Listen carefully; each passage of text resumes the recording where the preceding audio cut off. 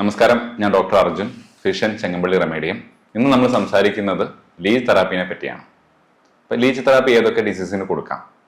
മെയിനായിട്ട് blood circulation നിലച്ചു പോകുന്ന രീതിയിലുള്ള എല്ലാ ഡിസോർഡേഴ്സും നമുക്ക് കൊടുക്കാൻ പറ്റും. ഇപ്പം നമുക്ക് സ്ട്രോക്ക്, അതായത് തലച്ചോറിലേക്കുള്ള രക്തം കട്ട പിടിച്ചുണ്ടാകുന്ന സ്ട്രോക്കിന് നമുക്ക് ലീച്ച് തെറാപ്പി ചെയ്യാൻ പറ്റും. അതേപോലെ തന്നെ വെരിക്കോസ് വെയിൻ, ഒരു സർക്കുലേഷൻ ബ്ലോക്ക് ആവുന്ന ഒരു കണ്ടീഷനാണ്. അതേപോലെ തന്നെ ക്രോണിക് അൾസറുകൾ, ആ അൾസറിന്റെ ഭാഗത്തേക്ക് പ്രോപ്പറായിട്ട് രക്തം എത്താൻ്റെ ബ്ലോക്ക് ആവുന്ന ഒരു കണ്ടീഷനാണ്. അതേപോലെ തന്നെ പെയിൻ റിലേറ്റഡ് ആയിട്ട് നോക്കുകയാണെന്നുണ്ടെങ്കിൽ ആർത്രൈറ്റിക് കണ്ടീഷൻസിൽ വാമായിട്ട് കിടക്കുന്ന എല്ലാ പെയിനുകളും കൊടുക്കും. ചുട്ടുനീറലിനൊക്കെ നന്നായിട്ട് നമുക്ക് ലീച്ച് തെറാപ്പി ചെയ്യാൻ പറ്റും.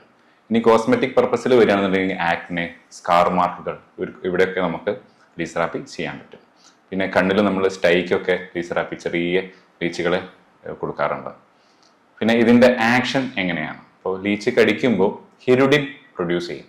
ഹിരുഡിൻ എന്ന് പറഞ്ഞു കഴിഞ്ഞാൽ ഒരു നാച്ചുറൽ ആസ്പിറ്റിൻ ആണ്, ഒരു ആന്റി കൊയാഗുലന്റ് ആണ്. അപ്പോൾ ഇത് ആ നിയർ ബൈയിലുള്ള എല്ലാ ഏരിയകളിലേക്കും ഹിരുഡിൻ എത്തിച്ചിട്ട് എവിടെയാണോ ബ്ലോക്ക് വരുന്നത് അവിടത്തേക്ക് ബ്ലഡ് പമ്പ് ചെയ്യിക്കാനുള്ള ഒരു ആക്ഷൻ കിടക്കും. അതേപോലെ തന്നെ നമ്മളെ ശരീരം എന്ന് പറഞ്ഞു കഴിഞ്ഞാൽ ഒരു ബലൂണിൽ വെള്ളം നിറച്ച പോലെയാണ്. ഒരു ഓട്ടം ഉണ്ടാകുമ്പോൾ അതിലേക്കൂടെ ബ്ലഡ് പുറത്തു പോകാൻ അത് ടെൻഡൻസി ഉണ്ടാവും. അപ്പോൾ അതേപോലെ തന്നെ നമ്മളെ മുറിവ് ഉണ്ടാകുമ്പോൾ രക്തം പുറത്തേക്ക് പോകും. നമ്മളെ ത്രോംബിനും കാര്യങ്ങളൊക്കെ അതിൽ പ്രവർത്തിച്ചിട്ട് മെഷ് ഫോം ചെയ്തിട്ട് അത് ക്ലോട്ട് ആവും. പക്ഷെ ലീച്ച് കടിക്കുമ്പോൾ ഈ ഹിരുഡിൻ ഉള്ളത് കൊണ്ട് ക്ലോട്ട് ആവാൻ്റെ ആ നിയർ ബൈയിലുള്ള എല്ലാ ശുദ്ധമായ രക്തമെല്ലാം പുറത്തേക്ക് വരും. ഇതാണ് ഇതിൻ്റെ മെയിൻ ആക്ഷനായിട്ട് കിടക്കുന്നത്. ഇനി ഇതെങ്ങനെയാണ് ചെയ്യുന്നത്? ലീച്ച് പ്രോപ്പറായിട്ട് അതിനെ ട്രിഗർ ചെയ്ത് മഞ്ഞപ്പൊടിയൊക്കെ ഇട്ടിട്ട് അതിനൊന്ന് ഡിസിൻഫെക്റ്റൻ്റ് ചെയ്തിട്ട് ശേഷമാണ് നമ്മൾ തെറാപ്പി ചെയ്യുന്നത്. ഏത് ഏരിയ മാർക്ക് ചെയ്തിട്ട് നമ്മൾ അവിടെ കടിപ്പിക്കുന്നു. ഇനി അവിടെ കടിച്ചില്ല എന്നുണ്ടെങ്കിൽ നമ്മൾ ജസ്റ്റ് ഒരു പിൻ പ്രിക്ക് ചെയ്തിട്ട് ബ്ലഡ് എടുത്തിട്ട് അവിടെ അതിനെ കൊണ്ട് കടിപ്പിക്കുന്നു.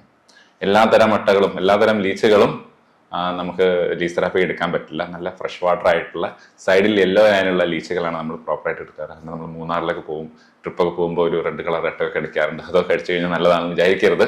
ഓക്കെ, അതിനപ്പം തന്നെ ഉപ്പോ മഞ്ഞപ്പൊടിയോ സ്പിരിറ്റോ ഇട്ടിട്ട് ഒഴിവാക്കണം. പിന്നെ ഇതിൻ്റെ എല്ലാ പ്രൊസീജിയേഴ്സും ഡോക്ടേഴ്സിന് അറിയാം. നിങ്ങൾക്ക് ഇതേപോലത്തെ അസുഖങ്ങളുണ്ടെങ്കിൽ നിങ്ങൾ പ്രോപ്പറായിട്ട് ഒരു ലീച്ച് തെറാപ്പിക്ക് എൻകറേജ് ചെയ്യാം.